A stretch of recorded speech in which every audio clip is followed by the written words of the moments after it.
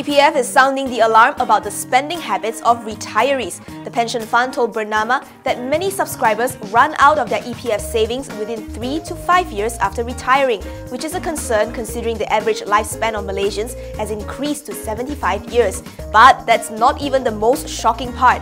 An EPF spokesperson told the Newswire that they've seen cases where retirees withdrew 70% of their savings and spent the money in less than 30 days. According to EPF's calculation, their members should have at least 228,000 ringgit in their accounts by the time they hit 55 years of age, which would give them about 920 ringgit to spend per month for 20 years after retirement. Last year, 65% of EPF subscribers aged 54 and below only had savings of less than 50,000 ringgit.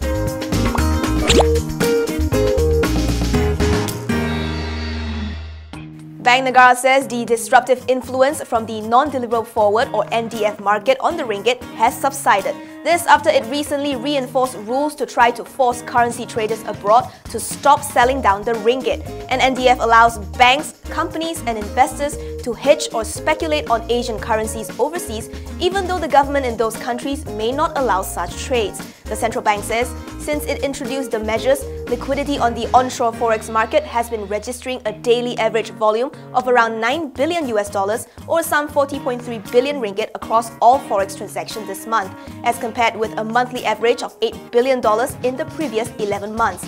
It explains that the forex flows comprise of supply and demand from all major participants, including the exporters and importers, as well as portfolio-related and direct investment. And as the demand and supply of the dollar versus the ringgit realigns, Bank Negara says the onshore forex market will further stabilize. PKR VP Rafizi maintains that the total cost of MRT Line 1 cannot be 21 million ringgit. This is because the price tag does not include the 7 billion ringgit payable to project consultant KB MRT and MMC Corp and Gamuda Consortium. According to Rafizi, the 7 billion covers a consultant fee, expenses, claims and the relative cost payable to the company under a project delivery partner agreement. The Pandan MP, who previously claimed that the entire project would exceed 100 billion ringgit, has been very vocal about the cost of the project. Yesterday, he alleged that MRT Line 1 at 103 million USD per km costs double that of similar projects, including Seoul Line 9 MRT in South Korea, which he said only cost $43 million per km. However, BN has reportedly scoffed at this, saying that Rafizi had derived his information from an anonymous blog. According to media reports, its strategic communications team pointed to what it said were more authoritative sources, such as the Korea Development Institute and the Seoul Metropolitan Government, which placed the actual cost at between $105 million and $152 million per km.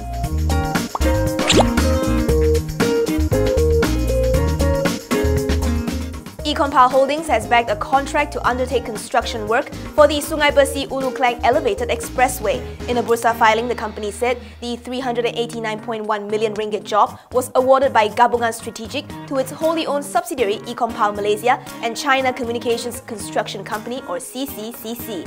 The package entails the execution and completion of foundation, substructures and other ancillary works for the project. Based on the pre-bidding arrangement, the scope of work will be split in a 40 to 60 ratio, 40 being Econpile Malaysia's portion, which is worth 158.3 million ringgit. The project is to be completed within 17 months. It is expected to contribute positively to the group's earnings and revenue for FY17.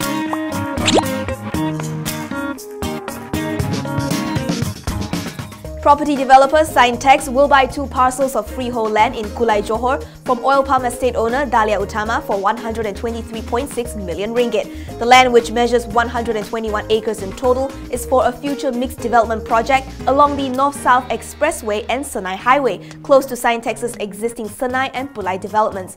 The company said in a Bursa filing that this close proximity will enable it to tap operational efficiencies and generate better margins through economies of scale. The proposed acquisition will be funded by internally generated funds and bank borrowings. It is not expected to have any material impact on the group's earnings and net assets for the financial year ending July 31st, 2017.